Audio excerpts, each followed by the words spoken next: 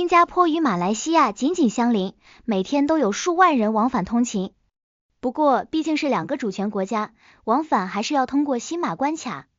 不过最近却出现了一件荒唐事，有网友爆料称，9月3日在从新加坡去新山时，大马海关竟把章盖成了8月3日，差点就造成逾期逗留而被罚款了。这到底是怎么回事呢？9月3日，网友陈先生驾车从新加坡去新山，过关卡后，习惯性的将车泊在路边检查护照盖章情况。还好陈先生检查了一下，不然差点出大问题。护照上出入境章上的日期并非当日，而是提前了整整1个月，错误标注为了8月3日。意识到问题可能会对未来出入境造成影响，陈先生立刻返回当时办理通关手续的柜台，向关卡执勤官员说明情况。后续是在他与盖章的员工反映这件事时，对方并没有很严肃的对待，反而笑了笑说放错月份，但官员最终还是协助他处理了问题。在原有的8月3日错误盖章上标注 void， 意为无效，随后重新盖上了正确日期的印章。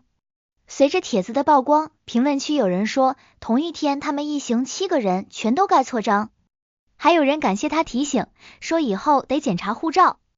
也有网友称可能是无心之失，不过这可不是大马海关头次出错了。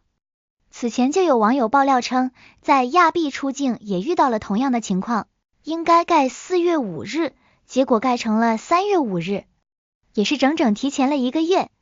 更滑稽的是，早年前有网友爆料出现了幽灵章，盖章日期竟然是4月32日。盖章出错其实是一个很严肃的问题，不仅可能会因逾期逗留而被罚款，而且还会对日后的出入境造成影响。再来说个更严重的案例。8月13日，一个31岁的中国女生小芳，带着老公和2个小宝宝1岁半和5岁，在吉隆坡国际机场准备离境，结果被移民官员拦下来。为什么呢？因为系统里查不到他们一家4口的入境记录。小芳一听就炸了，开始骂人，还动手扯女官员的头巾，把人推到柱子上。官员脸上肿了，眼睛下方青一块，还头疼，去了赛城医院检查。机场保安赶紧把小芳带走，交给警察。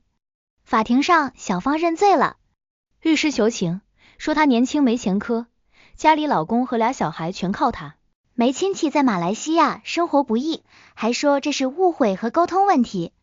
但检察官要求重罚，给公众个警示。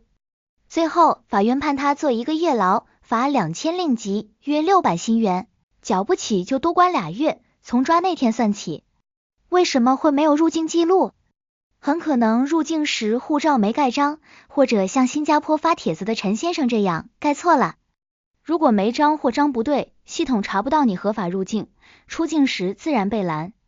小芳没像陈先生这样冷静处理，反而情绪失控，最终酿成大祸。结合这些案例，大马入境章会出问题，可能出在以下几点。第一，人为失误多。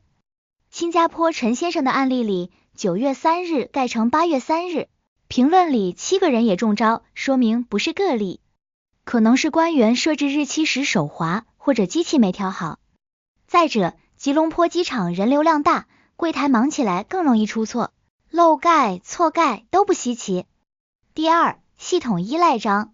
马来西亚入境还是靠人工盖章，护照章是合法入境的证据，如果没盖或盖错，系统就没记录。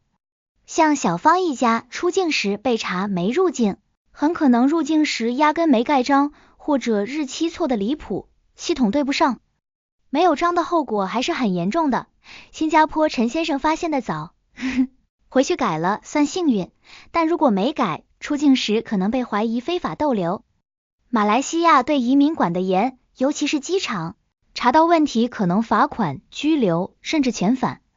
小芳这事儿更夸张，从没记录升级到袭警，直接坐牢。第三，游客容易忽视。很多人过关后急着赶行程，不会翻护照检查，尤其像小芳带俩小孩，忙乱中可能没注意章，对不对？等到出境被拦，才发现大事不妙。Ivy 也在这里提醒大家，去马来西亚一定要在过关卡时检查好自己护照上的盖章，避免麻烦。紫色长方形的盖章代表入境，红色三角形盖章代表出境。以下是几点小 tips： 1. 过关后立刻检查，翻护照看日期、地点对不对，有没有漏盖。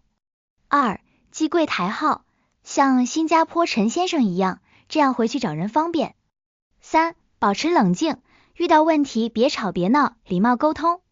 机场海关很严格，动手就是自找麻烦。4. 备份护照，拍照留底，以防万一。最后，我们也很想听听大家的经历，你有没有遇到过类似的通关糟心事？又有哪些其他避坑技巧可以推荐？快点留言分享给大家吧！喜欢我的内容的话，别忘了点赞、订阅和分享，打开小铃铛，还有更多新加坡生活干货等着你。谢谢大家，我们下期再见。